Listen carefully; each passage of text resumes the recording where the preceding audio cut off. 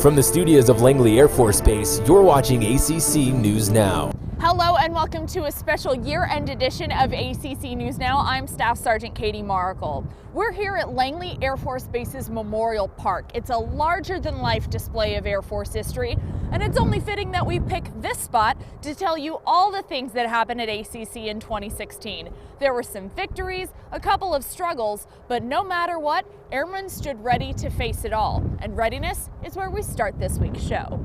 Airmen from all ACC bases participated in various exercises to stay prepared to fight and execute the ACC mission. A typical red flag exercise at Nellis Air Force Base involves a wide variety of aircraft, both manned and remotely piloted, as well as ground-based command and control, space, and cyber forces.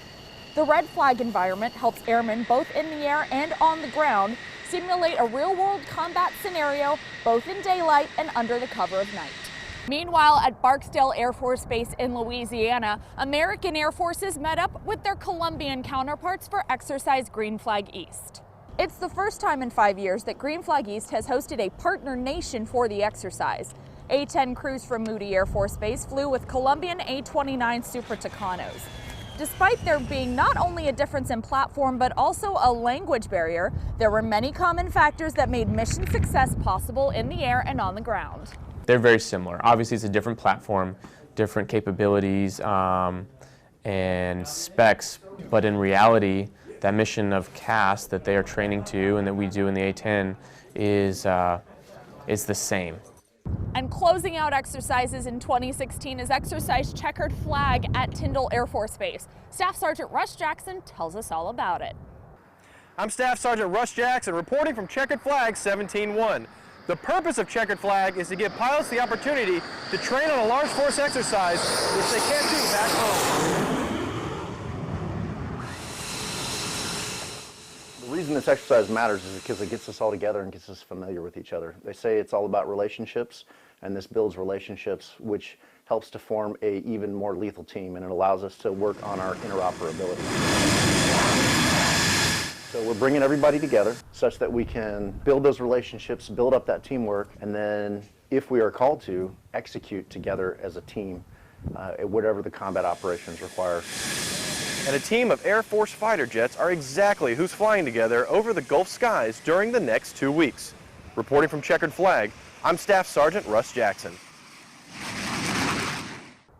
On June 2nd of this year, the Air Force made headlines around the world when a mishap occurred with our premier demonstration team.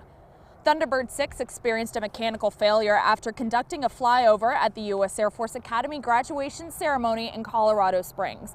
The pilot was able to maneuver the aircraft to a grassy field in El Paso County, Colorado, and eject without sustaining major injuries. Just like the song goes, though, nothing can stop the U.S. Air Force, and that also applies to our Thunderbirds. Less than a week later, the Thunderbirds, as a 5-ship demonstration team, was back in the air practicing over the skies of Nellis Air Force Base.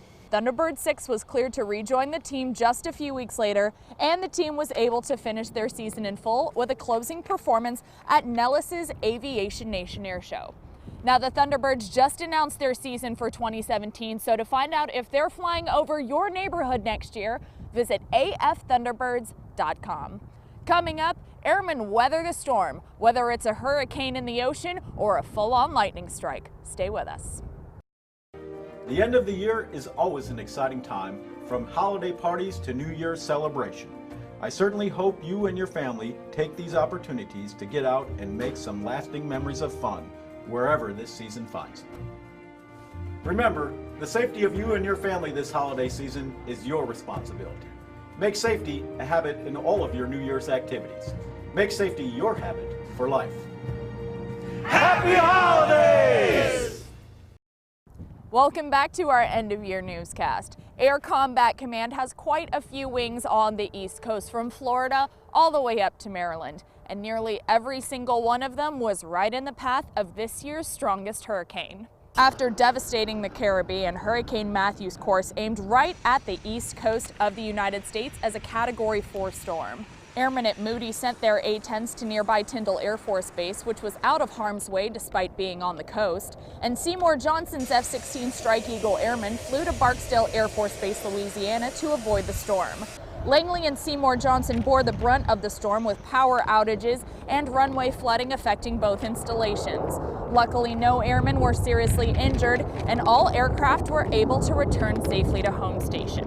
Finally, we saved the biggest piece of ACC news for last, the initial operational capability announcement for the F-35A Lightning II. The Air Force declared IOC at a ceremony at Hill Air Force Base, and Airman First Class Jordan Barron was invited to the celebration.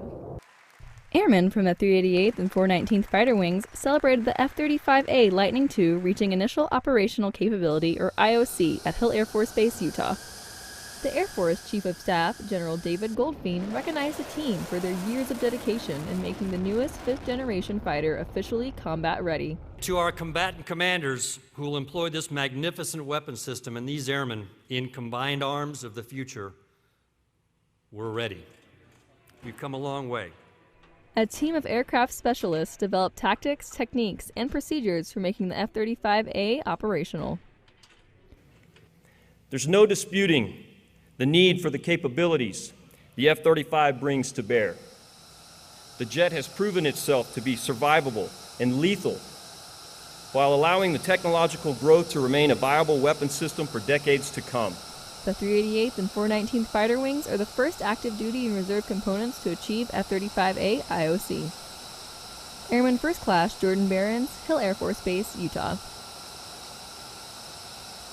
And that does it for 2016 here at ACC News Now. From all of us at ACC Public Affairs and our partner wings all over the U.S. and in the AOR, thanks for watching us this year.